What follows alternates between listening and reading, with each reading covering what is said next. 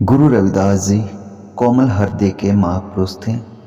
एक बार लहर तारा तालाब, जो कि कबीर की प्रकट स्थली है, उन दिनों वहाँ पर घना जंगल हुआ करता था।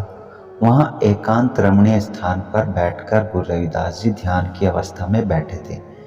आसपास प्रकृति का दृश्य मन को मोहित कर रहा था। अचानक से पीछे से एक हिरनी भागती हुई निकली, जिसके पीछे शिकारी लगा हुआ था। हिरन को मारने के लिए वह शिकारी तैयार था। शिकारी ने हिरन को अपने काबू में कर लिया था। तब हिरन ने सोचा उसका जो जीवन है वो मुश्किल में पड़ गया और उसको शिकारी मार डालेगा। तब उसने यह बात सोची कि अपने बच्चे से वह अब नहीं मिल सकती, अब बच्चों को दूध कैसे पिलाएगी। हिरनी अपने मन में ऐसा सोचकर दुखी हो रही थी। अपने बच्चों को याद कर उसकी आंखों से आंसू बह रहे थे। यह देखकर शिकारी ने पूछा कि तेरी आंखों में आंसू आने का क्या कारण है। तभी हिरनी ने कहा, मुझे अपने बच्चों की याद आ रही है, इसलिए मेरी यह हालत है। शिकारी से हिरनी ने कहा, तू मुझे 2 पल के लिए छोड़ दे, मैं अपने बच्चों को दूध पिलाकर तेरे पास आ जाऊंगी। शिकारी ने उत्तर दिया कि यदि कोई तुम्हारी जमानत देगा तो मैं तभी छोड़ सकता हूँ।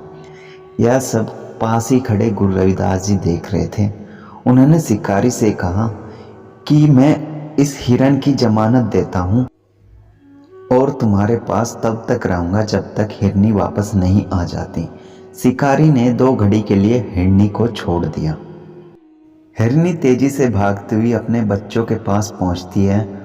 बच्चों ने जब देखा कि उनकी माताजी आ गई है तो वे अपनी माता से लिपट गए और फिर उन्होंने जब वे दूध पीने लगे तो उन्होंने देखा कि उनकी माताजी बहुत उदास है।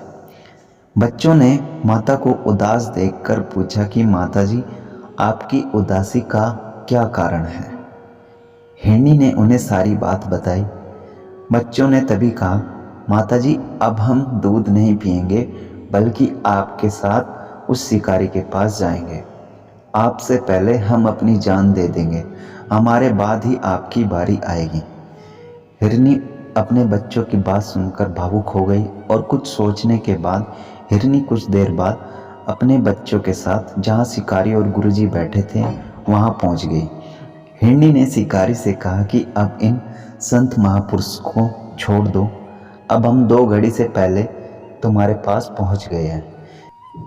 जब शिकारी ने हिरनी को मारने के लिए हाथ से कटार का वार किया तो शिकारी का कटार वाला हाथ ऊपर ही रह गया। वह जड़ पत्थर के समान हो गया। उसकी अपनी आंखों के सामने मृत्यु नाचती हुई दिखाई देने लगी।